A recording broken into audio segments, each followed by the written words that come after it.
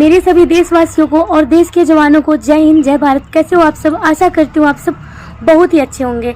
आप सबका स्वागत है मेरे YouTube चैनल में फौजी फैमिली व्लॉगर में। मैं आज आपको बताने वाली हूँ ब्लैक डे के बारे में पूरे डिटेल में।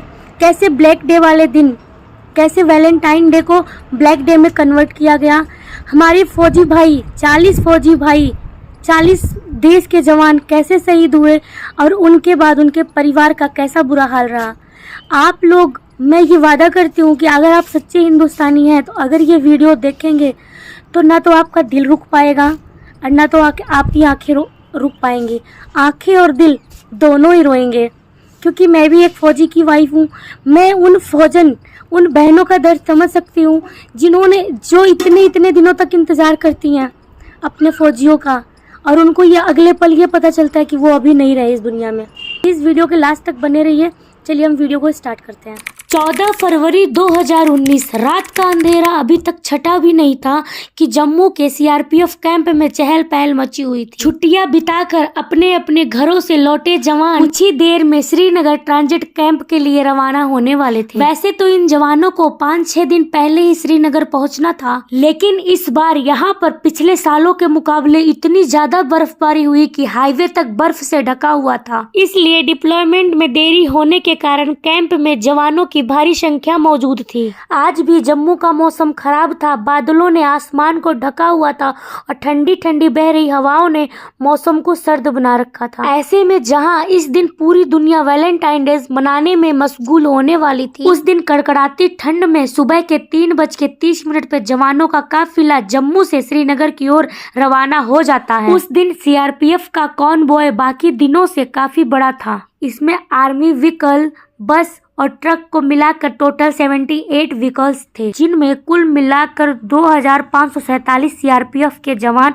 सवार थे। घाटी में आतंकी खतरे को देख के हमेशा से जवानों को आर्मी व्हीकल में ही कश्मीर ले जाया जाता था, लेकिन उस दिन जवानों की संख्या ज्यादा होने के कारण इस कॉन्वॉय में अन्य व्हीकल भी शामिल किए गए। इस काफिले को काजीगुंड होके गुजरना था, जिसके बाद के इलाके टेररिस्ट से भरे हुए थे। इसलिए खतरे को देखते हुए जब भी सीआरपीएफ का कोई कॉन्वॉय इधर से गुजरता था, तभी सेफ्टी इंश्योर करने के लिए पहले से ही रोड ओपनिंग पार्टी हाईवे पे तैनात रहती थी। उस दिन भी आरओपी के सुरक्षाकर्मी सीआरपीएफ के वाहनों की सुरक्षा करने के लिए तैनात थे। कुछ घंटे के ट्रैवल के बाद सीआरपीएफ का ये कॉन्वॉय काजीकुंड पहुँच के रिफ्रेशमेंट के लिए थोड़ी देर के लिए वहीं पर रुक गया। यहाँ 5वें नंबर बस में बैठे कांस्टेबल वासुदेव नीचे उतरे और उन्हें लौटने में कुछ देर हो गई, और जब तक वो लौटे तब तक उनकी बस आगे बढ़ चुकी थी। इसीलिए वासुदेव को कॉन्वॉय के किसी बस में पीछे बैठना पड़ा। पूरा काफिला श्रीनगर की ओर फिर से कूच कर चुका था। कई जवान अभी अभी अपने घर से लौटे थे, इसलिए जहाँ कुछ जवान अपनी प्रेमिका के ख्यालों में खोए हुए तो वहीं कुछ जवान अपनी पत्नी और अपने बच्चों से वीडियो कॉल पर बातें कर रहे थे। 5वीं नंबर बस में बैठे सीआरपीएफ के जवान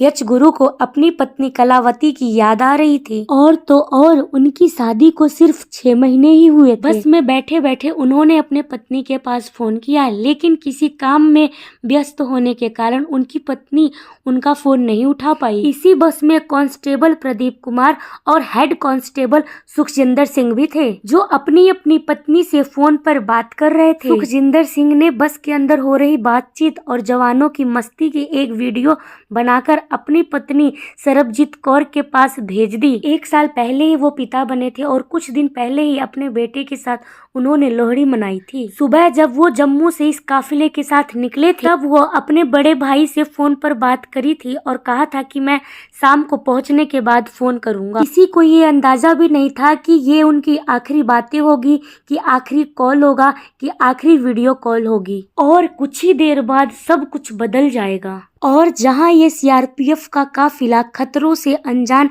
आगे की ओर बढ़ा चला जा रहा था, तो वहीं उनसे दूर कुछ ही किलोमीटर पर अपने खतरनाक मंसूबों को लिए दो आतंकी इस काफिले का बेसब्री से इंतजार कर रहे थे। इन दोनों आतंकियों के नाम साकिर बशीर और आदिल अहमद डार था, जिन्हें पाकिस्तान में बैठे उनके आकाओं ने कश्मीर को दहलाने की जिम्मेदारी दी। 14 फरवरी के सुबह ही साकिर बशीर को पता लग चुका था कि दोपहर में NH-44 से सीआरपीएफ का एक बड़ा ही कॉन्वॉय निकलेगा। वैसे तो आतंकी इस हमले को 5 दिन पहले 9 फरवरी को पार्लियामेंट अटैक के मास्टरमाइंड अफजल गुरु के बरसी वाले दिन ही अंजाम देना चाहते थे, लेकिन भारी बर्फबारी होने के कारण सीआरपीएफ का कोई कॉन्वॉय उधर से नहीं गुजरा था, इसलिए दोनों काफी बेचैन हो रहे थे। जैसे ही उन्हें पता चला कि आज एक बड़ा कॉन्वॉय गुजरने वाला है, तो उन्होंने फौरन इस हमले की प्लानिंग करनी शुरू कर दी। साकिर बशीर के घर से हाईवे तक पहुंचने के 3 रास्ते जाते थे, जिनमें से 2 रास्तों पर पुलिस के नाके थे। तीसरा रास्ता, जो कि कच्चा रास्ता था, बिना पुलिस के निगरानी का था। दोपहर करीब 2 बजे बशीर नीली गाड़ी में दूसरे साथी आदिल के साथ कश्मीर को दहलाने के लिए निकल पड़ा। दोनों ने मिलने वाले रास्ते में चेकपोस्ट से बचने के लिए एक घुमावदार रास्ता तय किया। बिना नाकाबंदी वाले सड़क को पार कर करीब 1 घंटे के ड्राइव के बाद दोपहर 3:10 पे ऐसी जगह पर पहुंच गए जहां से जम्मू श्रीनगर हाईवे बस आधा किलोमीटर की दूरी पर था। शाकिर ने गाड़ी रोक दी और दोनों उतर कर आमने सामने खड़े हो गए। उस दिन काफी ठंड थी, लेकिन आदिल के पसीने छूट रहे थे। आदिल अपनी घड़ी उतार कर साकिर बशीर को देते हुए बोला, ये तुम्हें हमेशा मेरी याद दिलाएगी, तुम मुझे दुआओं में याद रखना, अल्लाह हाफिज। इसके बाद दोनों गले मिले और साकिर यहाँ से पीछे लौट गया। आगे का सारा काम आदिल को करना था। आदिल ड्राइवर वाली सीट पर बैठा, चाबी घुमाई और 200 किलो IDX से भरी अपनी गाड़ी श्रीनगर हाईवे पर दौड़ा दी। अपने साथ वो एक पिस्तौल भी लेकर चल रहा था। अगर वो अपने मंसूबे में नाकामयाब हो जाए तो पकड़े जाने से पहले खुद को गोली मार ले। वहीं दूसरी तरफ अब तक सीआरपीएफ का कॉन्वॉय भी जम्मू श्रीनगर हाईवे से गुजरते हुए डिस्ट्रिक्ट पुलवामा के अवंतीपुरा में इंटर्ड कर चुका था। यहाँ से अब उनका डेस्टिनेशन मात्र आधे घंटे की दूरी पर था। ये काफिला अपनी रफ्तार से आगे बढ़ता जा रहा था। इस कॉन्वॉय के कुछ जवानों ने देखा नीले रंग की कार काफी देर से सीआरपीएफ की बसों को ओवरटेक कर रही है और आगे की ओर बढ़ रही है। ये वही कार थी जिसे कुछ समय पहले आदिल लेकर निकला था। जैसे ही हाईवे पे तैनात रोड ओपनिंग के असिस्टेंट सब इंस्पेक्टर मोहनलाल की नजर उस कार पर पड़ी और उन्हें समझते देर नहीं लगी। उन्होंने अपनी राइफल उठाई और उसे लोड करते करते कार की ओर दौड़ लगा दी। जब तक मोहनलाल उस गाड़ी तक पहुंचते तब तक काफी देर हो चुकी थी। आतंकी ने अपने कार को कॉन्वॉय के 5वीं बस के पास ले जाकर उसके साइड में जोरदार टक्कर मारी और डैशबोर्ड पे लगे डेटोनेटर का स्विच दबा दिया और स्विच दबते ही कार के पीछे रखा 200 किलो का विस्फोटक फट गया और साथ ही वहां जोरदार धमाका हुआ। 5वीं बस के परखच्चे उड़ गए और उसकी चपेट में दूसरी कॉन्वॉय की गाड़ियां भी आ गई। ये धमाका इतना भयानक था कि मीलों दूर तक इसकी आवाज गूंजती रही। चारों ओर धुआं और मलबा बिखर गया। आसपास के घरों के शीशे टूट गए। इस धमाके ने सड़क पर एक गहरा गड्ढा बना दिया और पल भर में ही चारों ओर तबाही मच गई। एक झटके में रोड ओपनिंग पार्टी के मोहनलाल और 40 जवान शहीद हो गए और वहीं करीब 70 जवान बुरी तरह घायल हो गए। 5वें नंबर के इस बस में जम्मू से चढ़ा केवल एक ही शख्स ऐसा था जिसे कुछ नहीं हुआ और वो है कांस्टेबल वासुदेव, जो हमारे और आपके बीच में है, जिनसे ये बस रास्ते में उतरने की वजह से छूट गई थी। ये हमला इंडियन सिक्योरिटी फोर्सेस पर अब तक का सबसे बड़ा आतंकी हमला था। 30 सालों में पहली बार इतनी बड़ी जनसंख्या में भारतीय जवानों ने अपनी जान गंवाई थी। वो भी इतना भयानक था कि शहीद जवानों के चेहरे भी पहचान में नहीं आ रहे थे। इधर उधर उनके अवशेष बिखरे हुए थे, जिन्हें देखकर बाकी जवानों के आंखों में दर्द, शोक और गुस्से का एक सैलाब उमड़ पड़ा था। हमले के कुछ घंटे बाद Pakistan based terrorist organization Jaish-e-Mohammed ने इसकी जिम्मेदारी लेते हुए इस आत्मघाती हमले को अंजाम देने वाले आदिल अहमद डार का एक वीडियो रिलीज किया, जिसमें वो कह रहा था कि इस हमले को अंजाम देने के लिए 2018 में मैं जैश-ए-मोहम्मद को ज्वाइन किया था और वो बोला कि जब तक ये वीडियो दुनिया के सामने आएगा तब तक मैं अपने काम को अंजाम देकर जन्नत पहुंच चुका हूँगा। आइए हम जानते हैं उन शहीद भाइयों के बारे में जो हमारी और हमारे देश की रक्षा करते करते शहीद हो गए हमारे देश के लिए। अगर आप यहाँ तक वीडियो में बने हैं तो आपको बहुत ही बहुत ज़्यादा थैंक यू।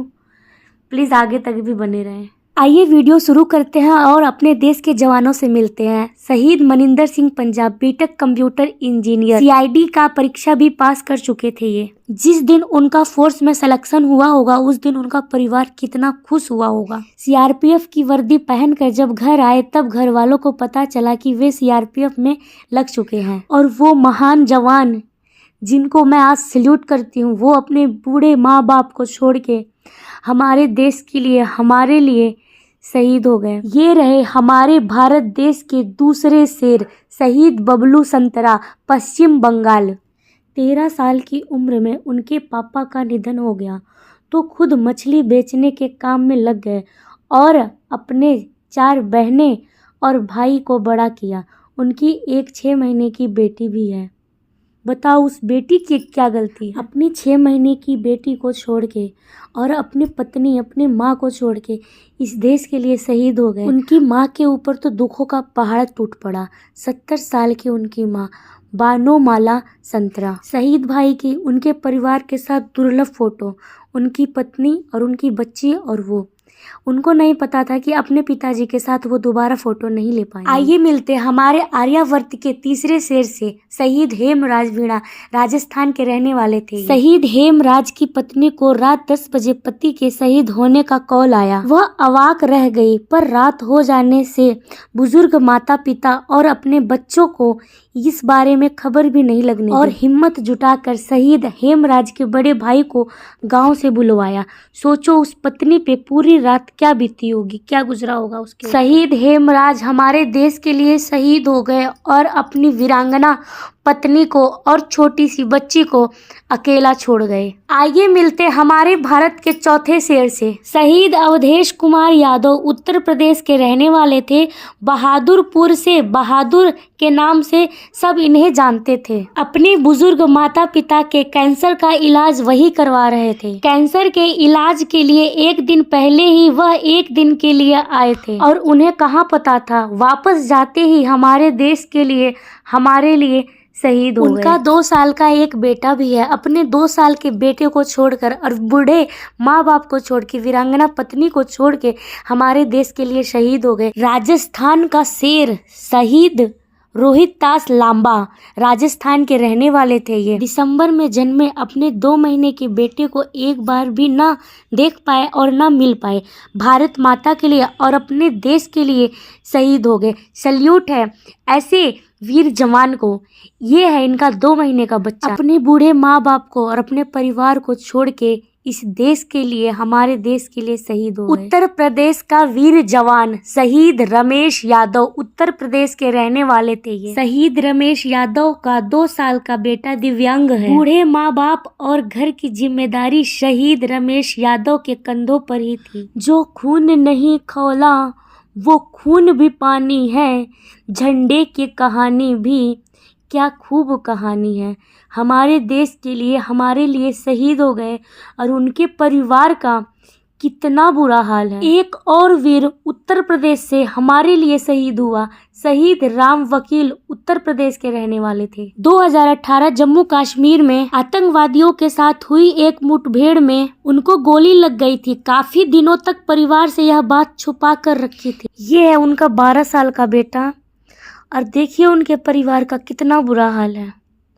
ये वही समझ सकता है जिसके ऊपर ये गुजरी है, शायद ये मैं भी नहीं समझ सकती।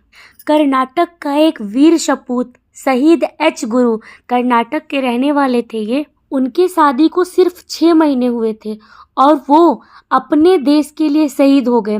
कितने गौरवशाली हैं। और उनकी पत्नी 6 महीने की वह सुहागन हुई। भारत माता का एक और वीर सपूत शहीद प्रदीप सिंह, उत्तर प्रदेश के रहने वाले थे। जब धमाका हुआ तब वे अपने पत्नी से बात कर रहे थे और धमाका होते ही फोन डिस्कनेक्ट हो गया। उनको ये कहाँ पता था कि जो ये उनका सुहाना पल है वो कुछ देर में मातम में बदल जाएगा। ये उनकी बहादुर बेटी है, देश की बहादुर बेटी। आपको भी सलाम। अपने पिता को मुख्य अग्नि दे रही है और देखिए उनके परिवार का कितना बुरा हाल है। राजस्थान का एक और वीर सपूत शहीद भागीरथी सिंह राजस्थान के रहने वाले थे। 27 वर्षीय शहीद भागीरथी सिंह को पत्नी रंजना देवी से 3 साल का बेटा विनय और 1.5 साल की बेटी शिवांगी है। हे भगवान, कहाँ है तू? हे नियति, तुझे ये खेल खेलने में शर्म नहीं आई थी? इन छोटे छोटे अबोध बालकों का क्या गलती था? चलो वो देश के लिए शहीद हुए, नमन है उनको, लेकिन इन छोटे छोटे अबोध बालकों को कहाँ पता है कि मेरे पिता कहाँ हैं? कितने राज्यों के जवान शहीद हुए। पंजाब से शहीद कुलविंदर सिंह, 28 साल के कुलविंदर सिंह अपने माँ बाप के इकलौते बेटे थे। संगाई की अंगूठी से हुई शहीद की पहचान। मतलब वो धमाका इतना भयानक, इतना दर्दनाक था कि किसी के अंग का पता नहीं चल रहा था कि किसका अंग कौन सा है। जब उनके हाथों में अंगूठी देखी गई तो पता चला कि ये हमारा बेटा है, शहीद कुलविंदर सिंह। गर्व है उन माँ बाप को अपने बेटा पे, और मैं तो सल्यूट करती हूँ। देश का एक और जाबाज जवान शहीद नासिक अहमद जम्मू कश्मीर के रहने वाले थे। अगले ही दिन उन्होंने अपना बर्थडे मनाया था। 2014 में बाढ़ में अपने जवानों को बड़ी बहादुरी से बचाने के कारण बटालियन में वे सबके बड़े चहीते थे। अगर कोई देश प्रेमी है तो वो नहीं देखता कि ये मुल्क कौन सा है, वो हर मुल्क से प्यार करता है, चाहे वो हिंदुस्तान हो चाहे वो पाकिस्तान। देश का एक और शेर शहीद कौशल कुमार उत्तर प्रदेश के रहने वाले थे। शहीद कौशल कुमार रावत NSG कमांडो के तौर पर भी देश को सेवा दे चुके हैं। मेरे सभी देश के जवानों को दिल से सल्यूट है। पंजाब के वीर सपूत शहीद जयमल सिंह, CRPF की जो बस उड़ाई गई उसी को चला रहे थे शहीद जयमल सिंह। 5 साल के छोटे से बच्चे ने दी अंतिम विदाई। कितना जाबाज बच्चा है, सल्यूट है बेटा आपको। भारत माता का एक और शेर शहीद मनोज कुमार बहेरा उड़ीसा के रहने वाले। शहीद मनोज कुमार अपने माता पिता के अकेले बेटे थे। उनकी 1 साल की बेटी है। उनकी पत्नी की कितनी खराब हालत है, हम और आप तो कल्पना भी नहीं कर सकते कि उनके परिवार के ऊपर उस समय क्या बीत रही होगी। भारत माँ की धरती का एक और वीर सपूत शहीद सीताराम गुर्जर राजस्थान के रहने वाले थे। ये शहीद सीताराम की 2 बेटियां हैं, बड़ी 1.5 साल की और छोटी सिर्फ 4 महीने की। इनकी ये कुछ पुरानी तस्वीरें हैं जिसमें इनको ये नहीं पता था कि आगे मेरे साथ क्या होने वाला है। और देखिए इनके परिवार का कितना बुरा हालत है, मैं और आप हम सब तो कल्पना भी नहीं कर सकते। तमिलनाडु का एक वीर जवान शहीद शिवचंद्रन का परिवार पूरी तरह उन पर ही निर्भर था। उनकी बहन दिव्यांग और माता पिता बुजुर्ग हैं। शहीद का 2 साल का बेटा और शहीद की पत्नी उस समय प्रेग्नेंट थी। शहीद के बहादुर पिता और बेटे ने CRPF की यूनिफॉर्म पहनकर शहीद को अंतिम विदाई दी। उनकी पत्नी का रो रो के बुरा हाल है। पंजाब का वीर सपूत शहीद सुखजिंदर सिंह। शहीद सुखजिंदर को अपनी पत्नी सरबजीत कौर से 8 महीने का एक बच्चा है। उनकी शादी को सिर्फ 2 साल ही हुए थे। हिमाचल प्रदेश का एक वीर सपूत जो हमारे देश के लिए हो गया शहीद तिलक राज अपने 22 दिन का छोटा बेटा छोड़कर शहीद हो चुके हैं। पति के शहीदी के बाद वीर पत्नी ने लाल जोड़ा पहनकर विदाई दी। तिलक राज प्रसिद्ध हिमाचली गायक भी थे। मेरा सैल्यूट है इस वीरांगना को, इस देश की नारी को। धरती माँ का एक और वीर सपूत महाराष्ट्र से शहीद नितिन राठौर। गरीब होने के कारण बचपन से लेकर कॉलेज तक मजदूरी करके अपनी पढ़ाई पूरी की। उनकी ये 8 साल की बेटी है, कितनी प्यारी है। 14 फरवरी 2019 को पूरा देश रोया था। ऐसा कोई राज्य नहीं बचा जिसमें से हमारे देश के जवान शहीद न हुए हों। सल्यूट है हमारे देश के वीरों। वीर सपूत शहीद नारायण लाल गुर्जर राजस्थान के रहने वाले थे। ये गांव में काफी चहेते थे। ये बच्चों से लेकर बुजुर्ग तक उनको काका कहकर बुलाते थे। शहीद की पत्नी अपने पति के मौत का बदला लेने के लिए अपने बेटे को भी सेना में भेजना चाहती हैं। कितना साहस है उनके पत्नी में। वो बहन कितनी साहस वाली होगी, कितनी हिम्मत वाली होगी कि इतना दर्द सहने के बाद भी साहस दिखा रही हैं और कह रही मैं अपने बेटे को भी युद्ध करने के लिए भेजूंगी। उत्तर प्रदेश के एक और वीर सपूत शहीद विजय कुमार मौर्य 2015 में भी वो बाल बच्चे तब भी उनके वाहन पर आतंकी हमला हुआ था। उन्हें मामूली चोट आई थी। बड़े भाई के मौत के बाद उनके परिवार को भी वही संभालते थे। अब दोनों परिवार बेसहारा हो गए हैं। उनकी 3 साल की एक छोटी बेटी आराध्या है। कितना बुरा वक्त है। 2 बेटे थे जिन माँ बाप के, और दोनों बेटे चले गए और पूरा परिवार बेसहारा हो गया। बूढ़ा बाप ये सोचता है कि जब मैं बूढ़ा होऊंगा, बुजुर्ग होऊंगा, तो मेरे बच्चे मेरे सहारा बनेंगे, और आज कोई भी नहीं है। केरल का जवान शहीद बसंत कुमार केरल के रहने वाले थे। छुट्टी मनाकर सुबह जॉब ज्वाइन की और दोपहर को शहीद हो गए। शहीद बसंत कुमार के 2 बच्चे हैं, बेटा अमनदीप 5 साल का और बेटी अनामिका 8 साल की। सैल्यूट है सर को और उनके बेटे को और उनके परिवार को जो इतनी हिम्मत दिखा रहे हैं। असम का वीर जवान शहीद मानेश्वर बासुमतारी असम के रहने वाले थे। ये कितनी अद्भुत फोटो है इनकी पत्नी के साथ, और देखिए कितना बुरा हाल है इनके घर का। कुछ दिन पहले कितने खुशी रह रहे थे ये। सैल्यूट है फौजी भाई और उनके परिवार को। बिहार के धरती से एक बिहार का लाल शहीद रतन कुमार ठाकुर बिहार के रहने वाले थे। जब वे शहीद हुए तब उनकी पत्नी गर्भवती थी। शहीद रतन कुमार अपने संतान का मुंह तक ना देख सके, इस बात का मलाल उनकी पत्नी रंजना दिनी देवी को है। बच्चे और पत्नी के साथ उनकी आखिरी तस्वीर। मजदूर पिता के सहारा थे शहीद रतन ठाकुर। शहीद रतन ठाकुर के पिताजी का चेहरा देखिए, कितनी भावुक और कितना मतलब अपने आप को बेसहारा महसूस कर रहे हैं। उनके पास कुछ था नहीं, एक बेटा था, वो भी। एक और वीर उत्तराखंड से शहीद वीरेंद्र सिंह उत्तराखंड के रहने वाले थे। ये वीरेंद्र सिंह अपने पीछे 4 साल की बेटी और 2.5 साल का बेटा छोड़ गए। इनके परिवार का भी बहुत बुरा हाल है। भगवान करे कैसे किसी के भी ऊपर ये दिन ना आए। इनके परिवार को और इनके माता पिता को, इनकी पत्नी को, इनके बच्चों को हिम्मत दे। सैल्यूट है इनके पिताजी को। 80 साल के पिताजी को छोड़ के ये अपने देश की रक्षा के लिए निकल गए। उत्तराखंड का वीर शहीद अजीत कुमार आज़ाद, जैसे इनका आज़ाद नाम है वैसे ये आज़ाद हो गए। शहीद अजीत कुमार के 2 बेटियां हैं, श्रेया 7 साल की और ईशा 10 साल। सैल्यूट है बेटा आपके इस हिम्मत को। मध्य प्रदेश का वीर जवान शहीद अश्वनी काछी मध्य प्रदेश के रहने वाले थे। ये बीड़ी मजदूर माँ, इनकी माँ बीड़ी बनाती थी। अपने बेटे को अश्वनी को जी भर निहारा और फिर अंतिम विदाई दी। कितनी साहस भरी होंगी वो। और ये उनकी पत्नी जिनका है बुरा हाल। हे राम, हे भगवान, किसी के घर में ऐसा दिन नहीं ले और एक साथ 45 जवान शहीद हो रहे हैं। उत्तर प्रदेश का वीर जवान शहीद प्रदीप कुमार उत्तर प्रदेश के रहने वाले थे। धमाके के बाद फोन स्विच ऑफ आ रहा था, पर घर वालों को एक आशा था कि उनका सामने से फोन आएगा, पर फोन पर शहादत की खबर आई। मेरे पास शब्द नहीं है इनके दुखों को देख के कि मैं क्या शब्द बोलूं। इतना दुख होने के बाद भी ये हिम्मत दिखाते हैं और अपने परिवार में सभी का ध्यान रखते हैं। सैल्यूट है इनके पूरे परिवार। तमिलनाडु के वीर जवान शहीद सुब्रमण्यम तमिलनाडु के रहने वाले थे। 2 साल पहले ही उनकी शादी हुई थी और कितनी अच्छी तस्वीर है।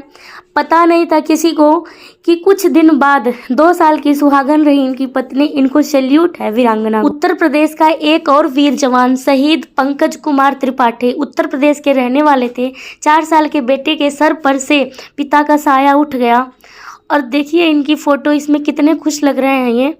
और दूसरी तरफ इनका 4 साल का बेटा इनको श्रद्धांजलि दे रहा है। और इनके पत्नी का कितना, इनके बहनों का कितना बुरा हाल है, इनकी माँ का कितना बुरा हाल है। सैल्यूट है इनके पूरे परिवार को जो इतना हिम्मत दिखा रहे हैं। उत्तर प्रदेश का एक और वीर जवान शहीद महेश कुमार यादव। शहीद के 2 छोटे छोटे बच्चे हैं, उनको अब अपने पिताजी के शहादत का बदला लेना है, ऐसा शहीद की पत्नी कहती हैं। जिस बच्चे के सर पर से बाप का साया उठ जाए और जिस पत्नी का सहारा पति ना रहे और माँ बाप का सहारा उसका बेटा ना रहे, तो वही वो दुख समझ सकता है। मैं और आप कभी समझ नहीं सकते। उत्तर प्रदेश का एक और वीर शहीद श्याम बाबू। शहीद श्याम बाबू की पत्नी ने बहुत ही जिद किया कि मुझे अपने पति का मुख देखना है। प्रशासन ने ऐसा करने से साफ मना कर दिया।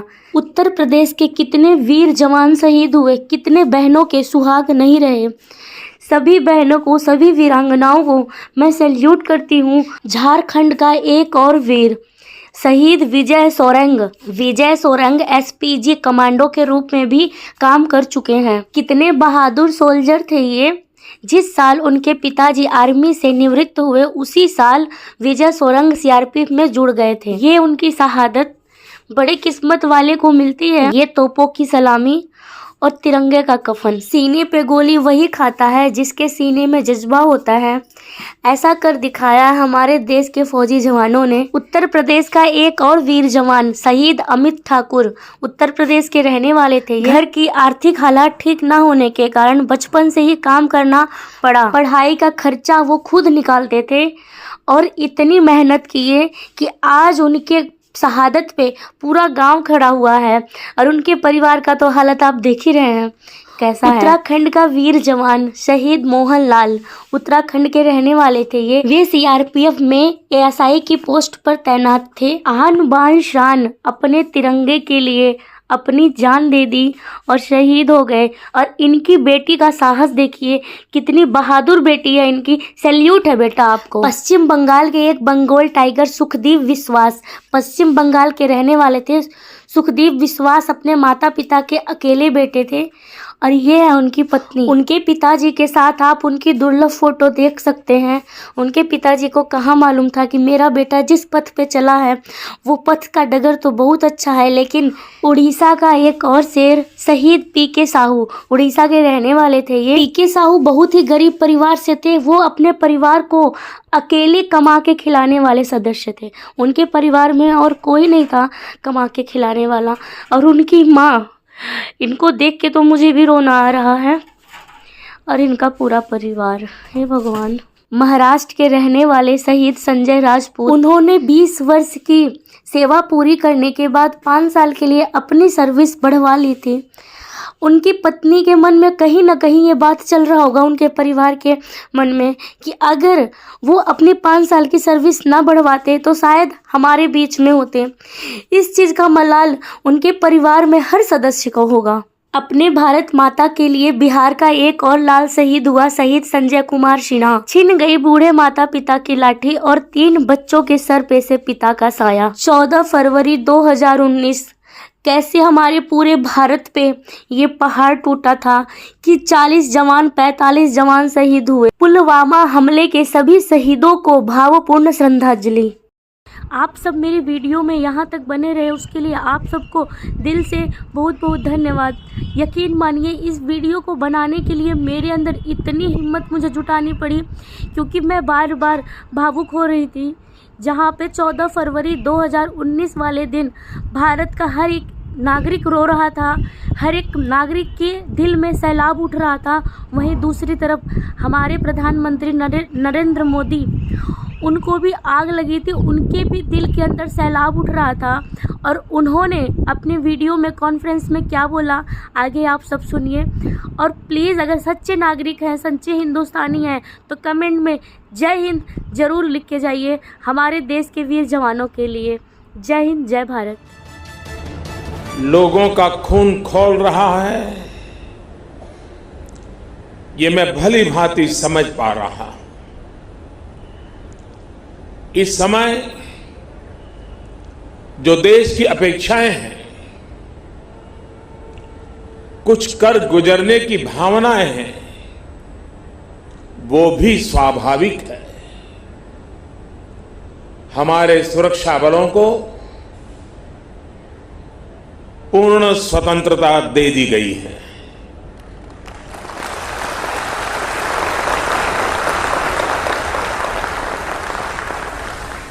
हमें अपने सैनिकों के शौर्य पर, उनकी बहादुरी पर पूरा भरोसा है। मुझे पूरा भरोसा है कि देशभक्ति के रंग में रंगे लोग सही जानकारियां भी हमारी एजेंसियों तक पहुंचाएंगे ताकि आतंक को कुचलने में हमारी लड़ाई और तेज हो सके। मैं आतंकी संगठनों को और उनके सरपरस्तों को कहना चाहता हूं कि वे बहुत बड़ी गलती कर चुके हैं। बहुत बड़ी कीमत उनको चुकानी पड़ेगी।